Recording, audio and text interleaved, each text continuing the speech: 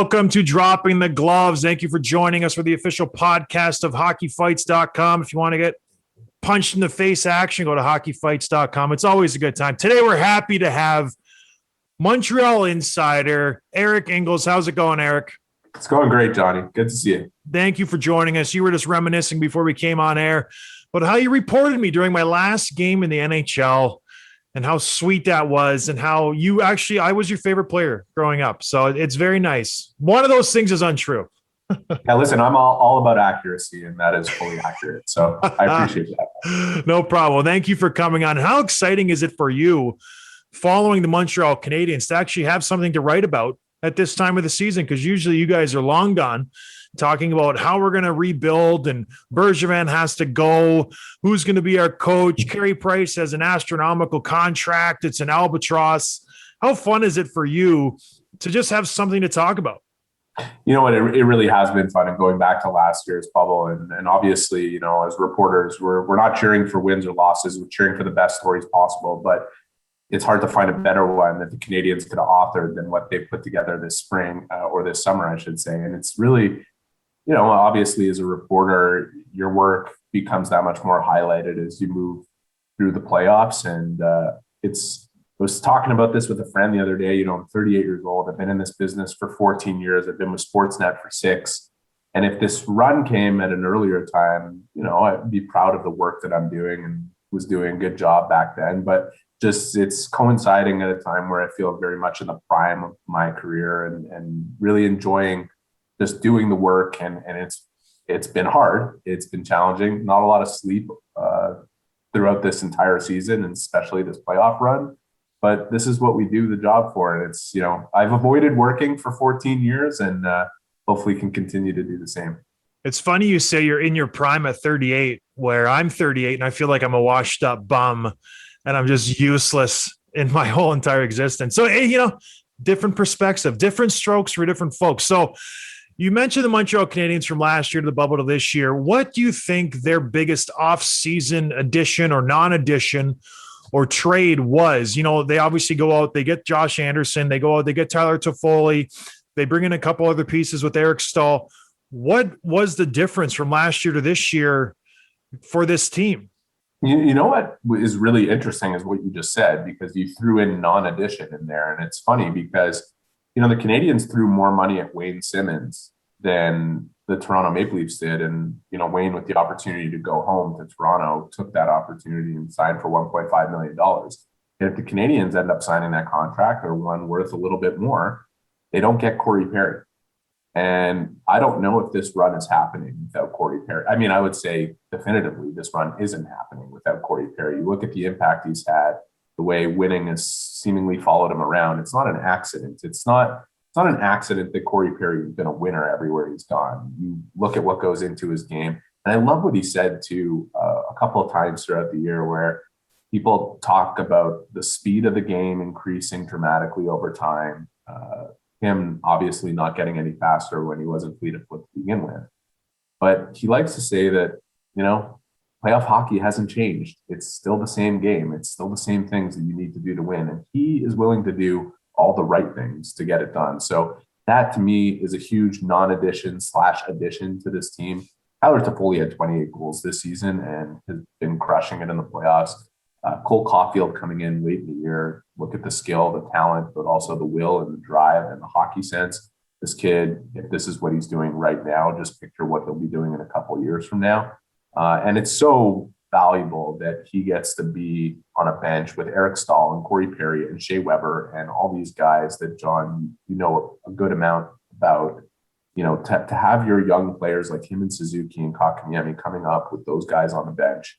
You know, this is going to set the foundation for this team for years to come. And we'll have more playoff runs to talk about and less talking about how the GM should be fired and Carey Price's contract is an albatross and who's going to be the coach and this and that. I still think Bergevin should be fired, but that's a whole other show. Are you around the team at all? Do you get access to them other than just like a Zoom call after a game? How does that work with the scrum? You obviously aren't in the locker room. What is that like now? How do you get access to these guys? You know, and it's incredibly challenging now. I built extremely good relationships with most of the players on the Canadians, going back a number of years, and obviously depended on locker room access to build those relationships and to gain trust and earn trust. It goes both ways. It's a two-way street, and to be accountable to the players. It's funny. Right now, we're in a time where we only get to do things through Zoom, and often people say, what's the point in even having these press conferences and this and that? And the guys don't say this and they say that. I'm a big believer that as a writer and someone who's paid to at times be critical of players or their performances, whatever it is, they deserve an opportunity to speak for themselves. It should not just be my words attached to what they do.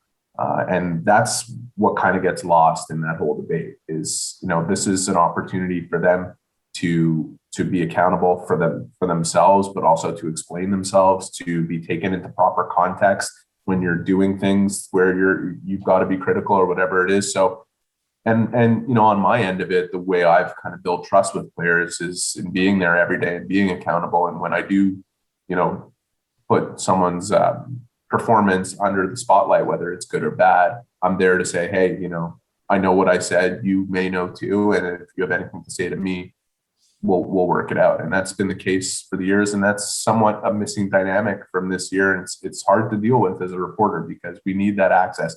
On the other side of it, like if I was walking into the room on a daily basis, I could go to Corey Perry and unearth this elaborate pregame ritual that he's had for a dozen years and be able to tell a rich story about him, or just in conversation with guys like Eric Stahl, who's been away from his family all season. I can't get a rich story out of that just asking him one question through a Zoom. And it's funny, I'll just wrap this point up by saying everyone saw Adrian Dater's question to Nate McKinnon in that Zoom situation. Yeah. And John, you've been in the room and you know what it's like when you're aside with a reporter and he says something to you that's of that nature, and it might actually generate an entire conversation. But in that Zoom setting, it was really the wrong situation to try and get a question like that in. It wasn't going to go anywhere with the cameras rolling and everybody watching. But I do want to say that if Adrian was in the room with Nate McKinnon and started the conversation that way, Nate might have given him the same answer, but it might have generated a discussion that would have gotten him to what he wanted to talk about, which is that he feels that the Avalanche overthought their whole situation and didn't get to it. So it's just kind of bringing you into the reporter player dynamic that happens in the room that's non-existent through Zoom. And it's tough because I would say half, if not more, of a reporter's kind of reconnaissance is just the mood of the room. What's going on? You hear conversations. You get a feel as soon as you walk in that locker room. It's okay. The boys are happy.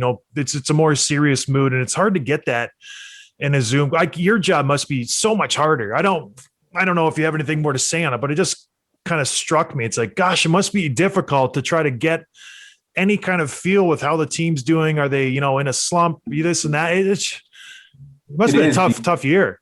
It is. And you have to kind of reverse it. So look at it from the players and the coaches' perspective. So those guys know me, right? Yeah. I've been there for 14 years. I've been around most of them, except for the guys that have come in anew, but they've been told by the other players. We all have reputations among the players. I'm sure they have nicknames for all of us, whatever it is. Mm-hmm. And that's fine. It's all part of the game. But from their end, if they start hearing questions in a Zoom conference from a reporter they've never heard of or can't necessarily associate the name with the face, they're not sure where it's coming from, they're skeptical to begin with, you're not getting it's such a complicated dynamic. And I think people will really come to appreciate what we do as a media in general, in terms of humanizing the athletes. When we are permitted to be back in the locker room and have that kind of access, we can have those informal conversations. Because I'll tell you, I've noticed myself this year with the way the fans talk about the players in general, there has never been more of a need for people like myself to humanize the athletes, to get into what they're actually dealing with on a daily basis, because people talk about them in really a disgusting way a lot of the time, just picking apart their performance and talking about their character and imputing their character as though they're, useless or this or that. And like, maybe if they read a story about how Eric Stahl spent the entire year away from his 3 children just for an opportunity, he spent 2 quarantines between Buffalo and Montreal and dealt with 2 COVID situations and dealt with underperforming and wondering what he was doing it all for, only to come to the playoffs and play great. I'd love to be able to tell that story in depth, and it can't happen without me being around him and having that conversation. So I think it's more important than ever, because it sickens me to a degree what people are willing to say about people that they know nothing about. And I feel like it's part of my job to help tell that story. So I should stop saying that Mark Stone is an awful human being because of his terrible hair. Are you telling me that? Oh, yes. I've been doing it all wrong. Stupid haircut makes him a bad person. I think people know that you're approaching it with some humor involved. No, total sincerity. Don't like him because of his hair. Sideshow Bob. But anyways, so let's get back to the Canadians. You mentioned how big of an impact Toffoli has, Cole Caulfield, Corey Perry. The player that I think has gone under the radar, maybe for a good reason for him, is Brendan Gallagher. He's been playing a really big defensive role, but for a player making that kind of money, he's had some very good offensive seasons.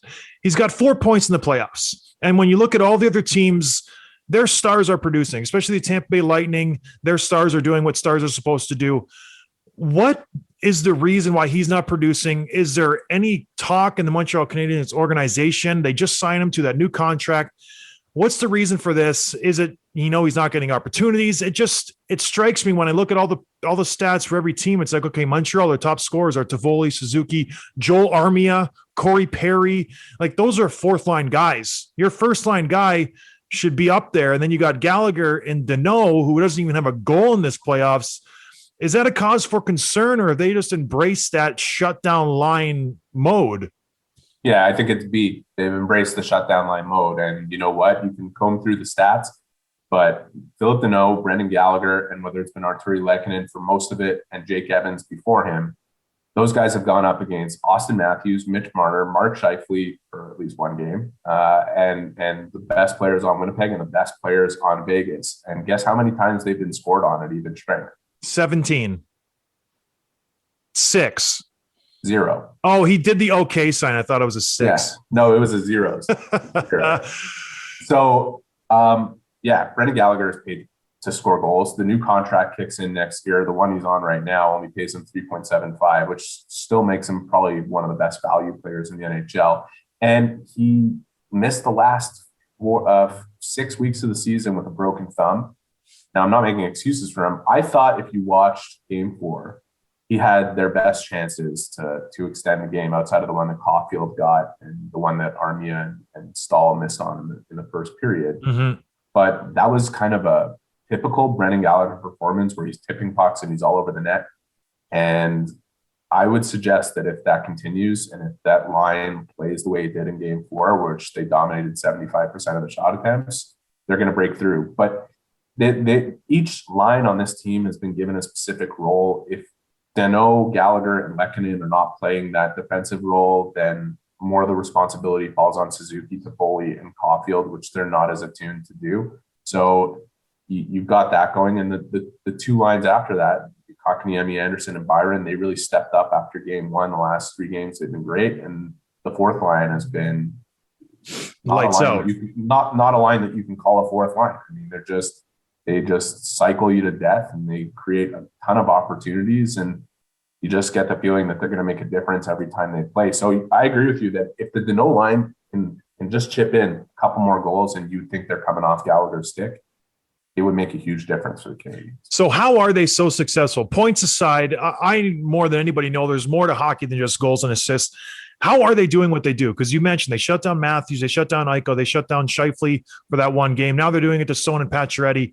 Is it systems? Is it Desharnais giving them, putting them in the good spot? Or is it just they're just lights out defensively? Because Gallagher, he's been known as a responsible player throughout his career, but to be a shutdown guy, this is something new for him. What's going on with them?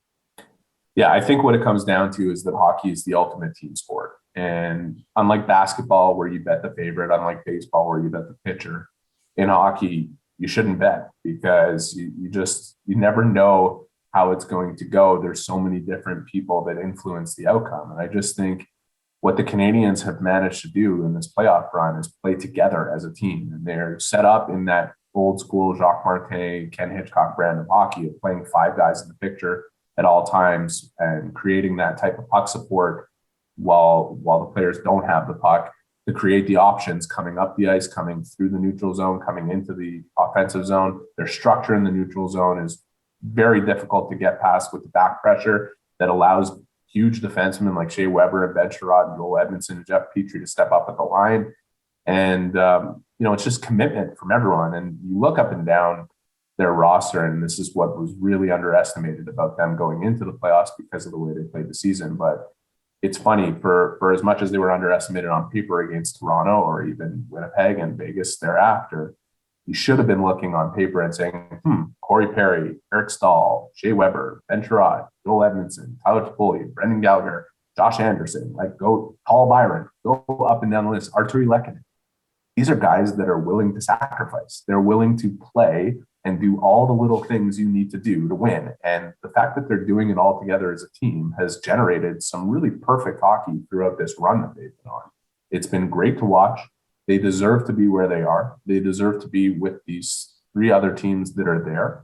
And they've proven it on every night, basically, since Game 5 of the Toronto series. And they deserve full credit. And I think it really is about the team and less so about the individuals, although obviously everyone will point to Carey Price. But I would suggest that in the 14 years that Carey Price has been there, we were rookies the same year. I can't think of too many additions to the team that were more equipped to support him than this one. You just go down that roster. The one thing, I'll be honest, I have picked against Montreal every single series. So I've lost money. You're not alone. Don't worry. Yeah. And I've gone all in. I thought Vegas was going to use them as a tune-up round for, the finals. You mentioned the roster. It's like they're super balanced. You look at a team like the Islanders, they're super balanced. You look at a team like Vegas, they're super balanced. Is this a new theme going forward in the NHL where you don't need a superstar to succeed? Or is it still a superstar driven league where you look at the Tampa Bay Lightning and their stars are lighting it up? No pun intended, with Kucherov and Stamkos and Point and Killorn and Hedman. Those are their go-to guys. What do you think the trend is moving forward? Because the salary cap is going to be a real thing. Teams are going to be handcuffed for money when player movement and stuff. Is this the norm going forward, or is Tampa going to win the cup and it's going to be okay, copycat league, we need to get superstars? I mean, it's a complicated question to answer, and I know why you're asking it, because I think a lot of people are asking that question right now. And I would suggest that I don't know how much it's really ever changed. And even on the superstar laden teams, those guys don't shine through and they don't win without the depth. Tampa Bay last year doesn't win the Stanley Cup without Yanni Gourde, Blake Coleman, and Barclay Goodrow. The Dallas Stars lost it because they lost their entire third line to injury. Radek Faksa was a key piece for them. And if you don't have that depth, then the superstars are easier to shut down. And look at Toronto against Montreal. The Canadians did a masterful job against Matthews and Marner. William Nylander was able to put a hurt on them from the second line, but it was all the things William Nylander wasn't willing to do was the reason Toronto lost that series. You look up and down their lineup, you can point to a lot of factors in how they come out unblemished. And then you got a guy like Gallagher giving post-game comments with his face sticked up in every single direction. There's something, if you're a Toronto Maple Leafs fan and if you're a Toronto Maple Leafs player, that you can learn from watching what the four teams left have been willing to do to get there. But the depth will always be critical, and having balance will always be critical when the game is played at this speed. And it's so demand.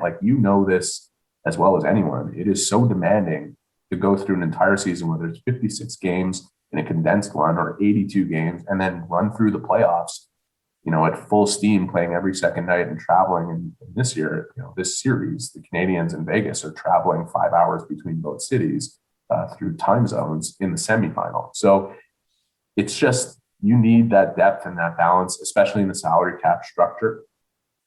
You need superstars because they can push you over the edge. I think we look at the teams that are left. I'm sure I'm not alone in suggesting that Tampa is the favorite, and they were the team that I picked at the beginning of the year to repeat as Stanley Cup champions, and the team that I picked at the beginning of the playoffs. And nothing they've shown me since would have me alter or deviate from that course.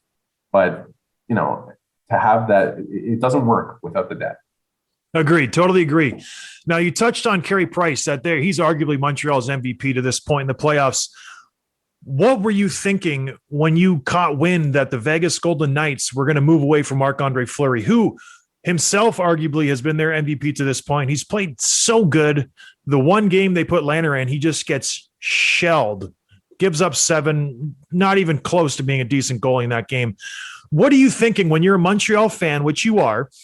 Are you just licking your chops like, oh, these guys are making a huge mistake? Because Fleury is arguably one of the best goalies of all time, top 3 at least. Do you think that was a mistake? Obviously, hindsight's 2020, but in that moment, are you just licking your chops as a Montreal fan? Well, I'm a Montreal reporter, but for Montreal fans, I'm sure they were probably licking their chops. For me personally, I thought it was going to be a huge mistake. I thought that it was a huge risk. I thought there was more risk involved than there was potential reward. To go to a guy who's only played one game in 40 days, go to a guy who in that one game allowed 7 goals when they were looking to him to steady the ship coming off an emotional 7th game and 2 nights later playing game 1 against a team that was well rested.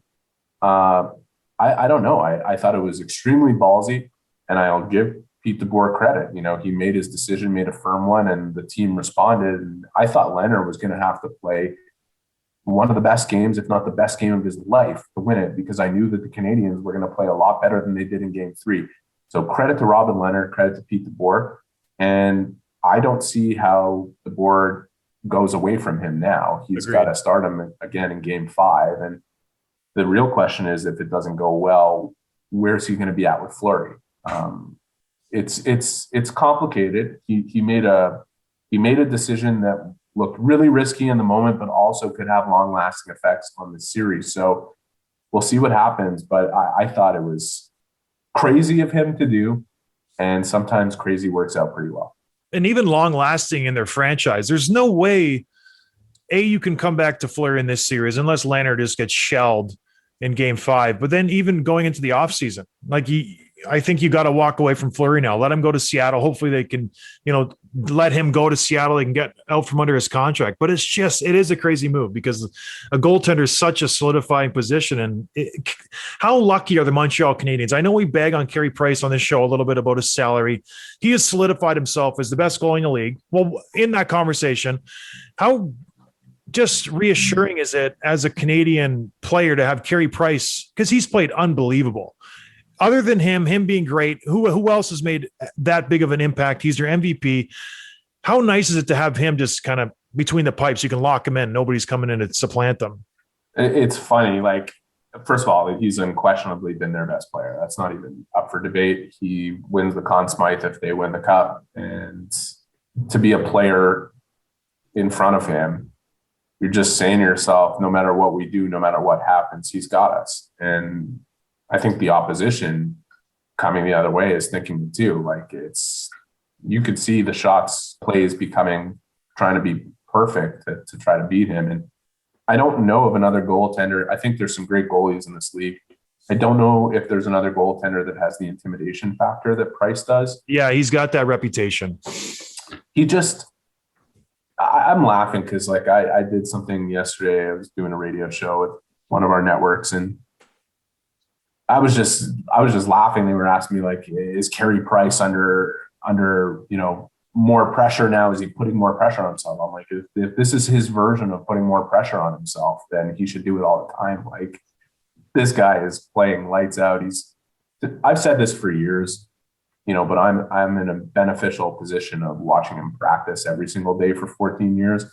He's the best goalie I've ever seen. Yeah. He's not just the best goalie in the NHL or playing like the best goalie in the playoffs. He will never have the numbers that equate to Patrick Roy or what Ken Dryden did over his 10-year, 8-year career, whatever it was. To me, I've never seen a goaltender do and be what he is. So they're just cerebral, his anticipation level, his trust in his own abilities to not rely on that anticipation level and just be patient, his intimidation level, and just his natural ability and his mental confidence. Despite what we've seen from him over the last few regular seasons, when the games matter most, he shows up and is the best player on the ice. And it's just, I've never seen a goaltender that has the complete package that he does. And that's with respect to Dominic Hasek, who I think is the greatest competitor ever at the position.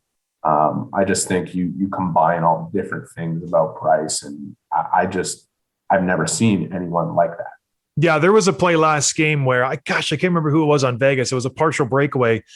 Before the puck even left that guy's stick, Price had already moved over, and the puck hit him right in the chest, and the whole other side of the net was wide open. So he knew where the guy was going before the puck left his stick. Like, that's the epitome of confidence in your game, where you know that where the guy's going to shoot before he lets it go.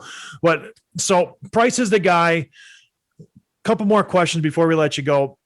Is Montreal happy with the split, even though in game 4 they were the better team by far? They deserved a better fate. The refereeing has been suspect at best. I think Montreal's gotten the worst end of that. Anybody can agree with you. Are they happy with the split, or do they think they deserve to be up 3-1?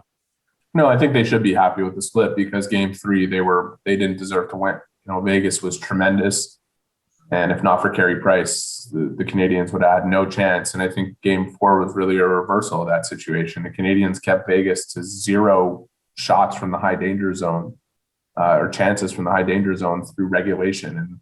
And the one goal that they end up allowing at the end of it in overtime from Roy came from the closest to Carey Price as any shot got to him in that game. So, I think this series deserves to be even. You look at game 1, it belonged to Vegas. You look at game 2, it definitely belonged to Montreal. And then they split games that each other deserved. Like, it was really strange. But the fact that it's a best of 3 series here moving forward, I think a ton of pressure is on Vegas given the odds. And I think Montreal is playing loose and free and comfortable. And I think they've created that seed of doubt. And that was their ambition prior to the series. They knew that it was going to be a long one. This is a Vegas team that just knocked off Colorado in less than 7 games, one of the best teams we've seen in over a decade in the NHL. And I just think the Canadians have to feel really good with where they're at here. They'll feel even better if they get a win in game 5, but you got to expect this series is going to go the distance when you see the way it's been played.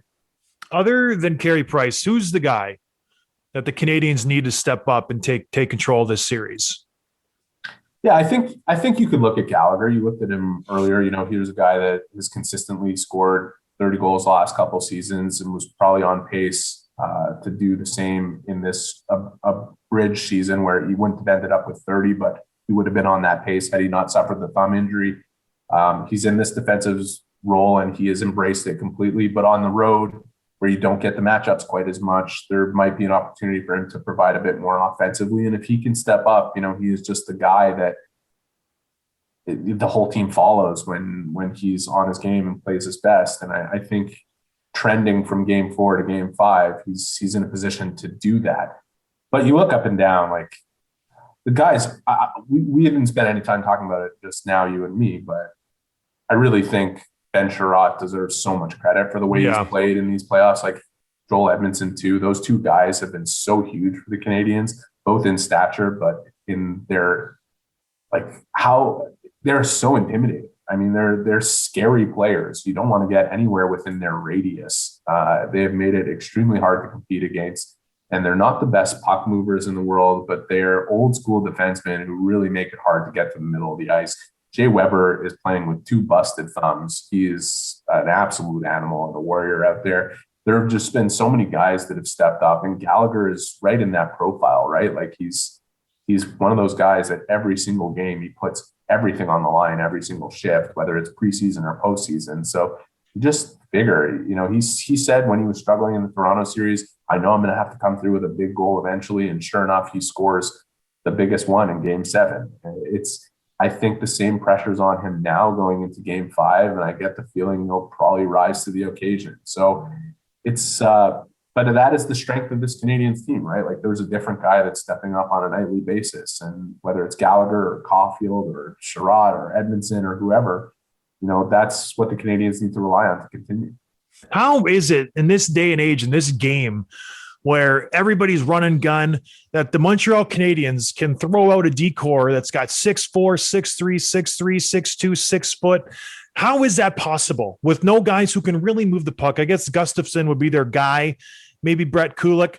How do they do it when they don't have a guy who can just rip around out there? Well, Petrie can. And I would suggest that Edmondson, although is not his best quality puck movement. His skating is very good for a guy his size. Weber moves much better than anyone has ever given him credit for.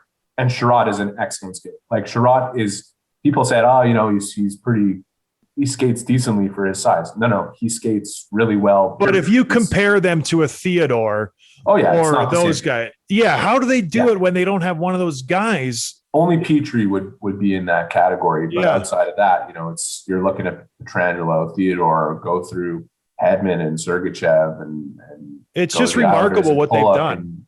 But you also look at the 4 teams. There's big, nasty defensemen on all 4 of them, and you can't win without that now. And I think St. Louis was the template that everyone borrowed from, and Dallas certainly had it. Yeah. And the Canadians, Petrie is that guy that you're talking about, and he is their best defenseman. You look up and down over the last few years, he has been the guy, especially with Weber injured a lot of the time.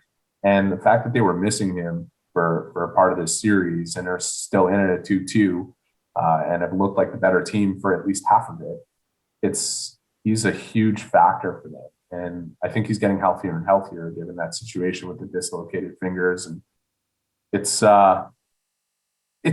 is crazy though. Yeah. I mean, I think everyone would have looked at the composition of the blue line and said, okay, they're going to be hard to play against, but are they going to be lacking that one key element that is the new school game? And I think they were in the regular season, and regular season is so different from the playoffs. So they were hurt there. But when the playoffs came around and prison rules came into effect, those guys get the job done. What's your thoughts on that? I know we're getting a little long, but with the refereeing, there's been a huge, it's been a huge topic, especially in this series. They just put the whistles away. All the big pundits, the hockey guys are like, if you're going to call it in the regular season, call it in the playoffs. What's your take on that? Because it's obviously gone against the Montreal Canadiens. What do you think that they should do as referees? Well, personally, I think it's been both ways. And second, I wish it was just that they put the whistles away. I actually believe that the big issue is that they haven't just put the whistles away. They've kind of cherry picked what they're going to call and what they're not. Nobody can predict what they're doing, the players least of all. And that's a huge problem. It's not, to me, the officiating in games 3 and 4 was absolutely embarrassing. It was a complete embarrassment to the NHL. And go back through Chris Lee's history. Like, this guy has never gotten a playoff assignment this deep into the playoffs, and there's a reason for it. And I thought if everybody knew that he's one of the worst officials in the NHL, that the NHL of all people would know that too. Yeah. I mean, to me, it's such an embarrassment. And I think this is at a point where the league really has to look at its personnel and say, who can we circle on this list that always ends up as a part of the story? Because they're not supposed to be a part of the story. Yep. I also think that we're at a point where they really need to review the entire system to begin with. I understand the value of having 2 officials on the ice, but to me, the reason why there was 4 to begin with, 2 linesmen and 2 officials, is because we had a lot of post-whistle scrums before. We had a lot more fights when you were playing the game, John. It's not there anymore. And right now, there's an official in the way of the play all over the ice, all throughout the game. And if they're not going to be blowing their whistles to make calls, get one of them off the ice. That's a good idea. Give 3 of them the authority to call the lines and the penalties, figure out a system, revamp it completely. But to me, when you have Corey Perry take a slash to the face on a guy who's trying to play the puck and misses, on a play like that, all 4 officials are centered on the puck. That's where the play is. If they all miss that and they all have the ability to call it, there's a problem with the system. But you could even look at that and say, okay, whatever.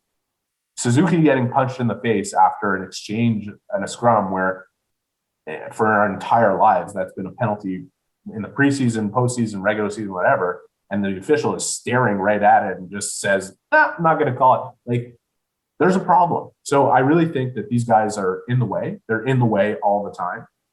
And there's been no benefit to there being 2 officials on the ice. And if anything, it's caused somewhat of a confusion. Like, one guy wants to call it one way, the other, they're not on the same page. They see the game differently, and it leads to a lot more inconsistency than there should be. So they need to revamp. I don't know if what I'm suggesting is the best way to do it, but I just think they're in the way. I just think they're in the way and they're not doing the job. So, and this has been, look, it's been a decade we've been talking about the standard of officiating in the playoffs.